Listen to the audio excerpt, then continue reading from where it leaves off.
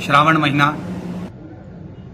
सुंदर पार्थिव शिवलिंगों का पूजन का महत्व हमारे यहाँ शिव महापुराण में वर्णन किया गया है। शिव महापुराण के पार्थिव पूजा महत्व में गीता प्रेस गोरखपुर की शिव महापुराण के 73वें पृष्ठ में भगवान शंकर के पार्थिव लिंग का पूजन का महत्व बताया गया है। आओ आज हम पाठ में भगवान शंकर के पार्थिव पूजन के महत्व को समझते हैं। सूत जी बोले, महर्षियों, पार्थिव लिंगों की पूजा कोटि कोटि यज्ञों का फल देने वाली है। कलयुग में लोगों के लिए शिवलिंग पूजन जैसा श्रेष्ठ दिखाई नहीं देता है।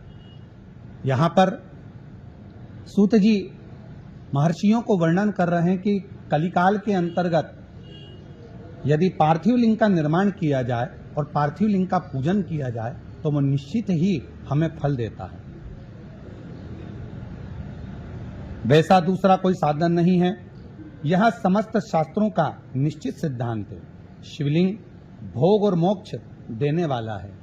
जब हम भगवान शंकर का पार्थिव लिंग का पूजन करते हैं, किसी कामना से करते हैं, किसी कार्यवश करते हैं, मोक्ष की प्राप्ति के लिए करते हैं, तो शिव महापुराण की कथा कहती है कि वो प्रत्येक कामना को पूर्ण करता है।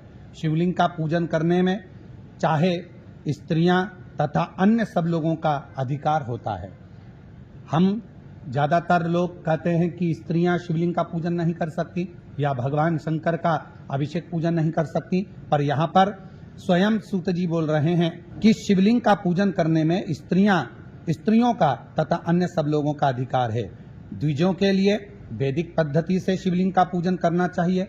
अगर ब्राह्मण शंकर भगवान का शिवलिंग का अभिषेक पूजन कर रहे हैं तो उनको वैदिक रीति से करना चाहिए, परंतु अन्य लोगों के लिए वैदिक मार्ग से पूजा करने की सम्मति नहीं है।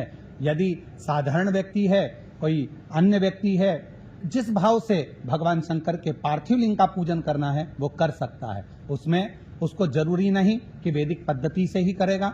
वो अपने भाव से शिव जी को जल चढ़ाकर, दूध चढ़ाकर, दुर्वा चढ़ाकर, बेलपत्र चढ़ाकर किसी न किसी भाव से शिव का अभिषेक पूजन कर सकता है। श्री शिवाय नमस्तुभ्यं।